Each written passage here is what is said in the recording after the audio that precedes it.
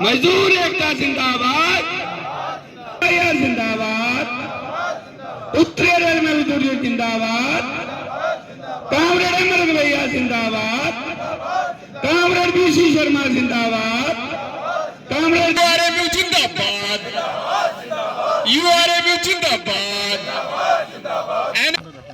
मेरा नाम अब्दुल करीम, उत्तरी रेलवे मजदूर यूनियन का ब्रांच सेक्रेटरी जम्मू ब्रांच से हूँ।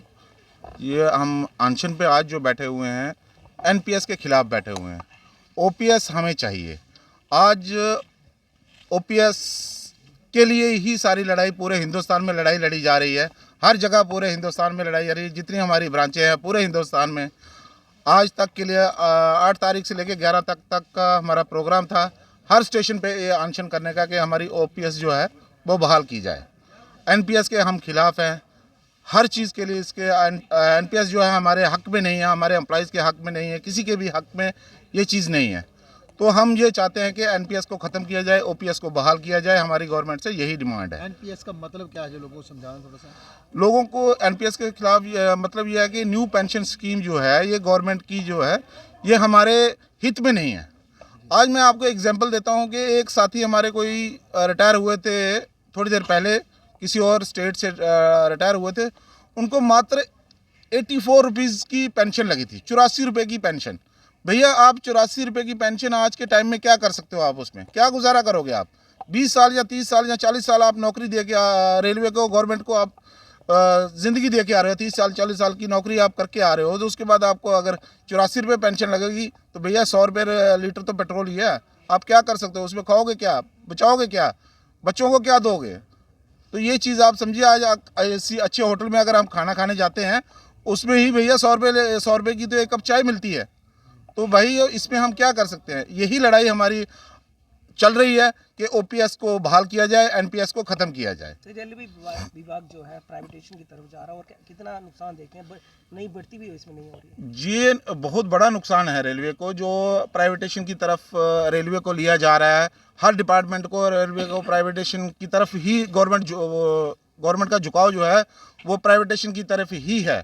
तो ये भी जो हमारे ये मुख्य मांगे भी हैं, ये भी कि इसका प्राइवेटेशन नहीं होनी चाहिए, नई भर्तियां खुलनी चाहिए, नए बच्चों को नौकरियां मिलनी चाहिए।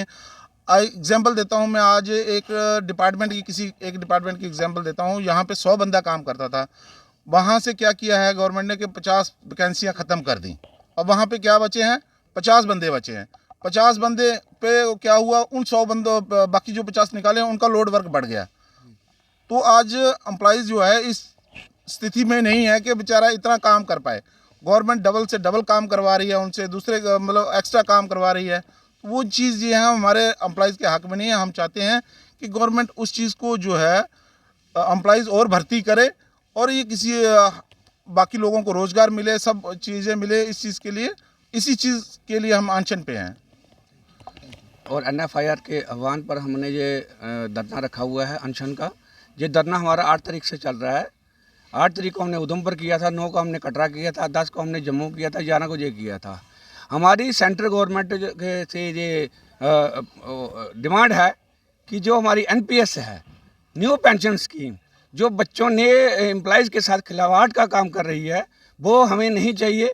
हमें ओल्ड पेंशन स्कीम चाहिए। ओल्ड पेंशन स्कीम में जो है उसमें एम्प्लॉय जब रिटायर होता है उसका 50% बेसिक का, जो उसकी लास्ट बेसिक होती है उसका 50% उसको पेंशन मिलती है। और उस पर जो डीए होता है उस पर वो डीए मिलके फिर उसको पेंशन मिलती है। इसमें एनपीएस में क्या है कि एनपीएस में हमारा 10% जो करता है ये शेयर मार्केट में चला जाता है। और शेयर मार्केट एज ए जुआ है, जो जुए के हिसाब से शेयर मार्केट चलेगी। रिटायरमेंट में हमें उसी का पैसा मिलेगा।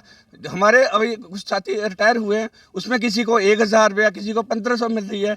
बताइए, एक जब रिटायर एम्प्लॉयज़ आता है उसकी लाइबिलिटी से होती है कि उसको पेंशन मिलेगी, उसको ग्रेजुटी मिलेगी, उसको अकोमोडेशन मिलेगा, उसकी घर की जो लाइबिलिटीज़ हैं, बच्चों की शादी करनी है, मकान बनाना है, वो पेंशन पे ही निर्भर है। आज के जो महंगाई के दौर में अब एक एम्प्लॉई से जो 30 साल की 35 साल की नौकरी करने के बाद रिटायर होता है, उसको 1500 के पेंशन मिलेगी, तो उसका घर का कैसे गुजारा चलेगा।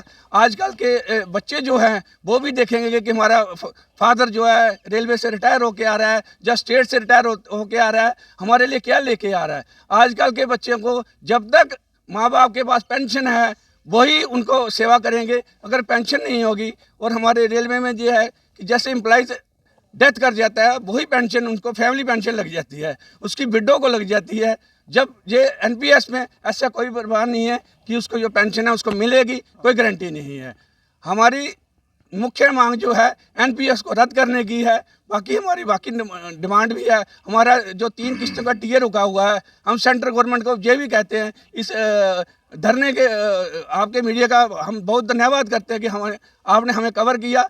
आप हमारी आवाज़ ऊपर तक भिजवाइए कि जो हमारी टीए की 3 किस्तें रुकी हुई हैं वो फ्रीज कर रखी हैं कोरोना के दौरान में, जबकि कोरोना के दौरान सबसे ज़्यादा रेल कर्मचारियों ने अपनी शहादत दी है। काफ़ी जो रेलवे कर्मचारी है वो कोरोना के दौरान शहीद हुए हैं।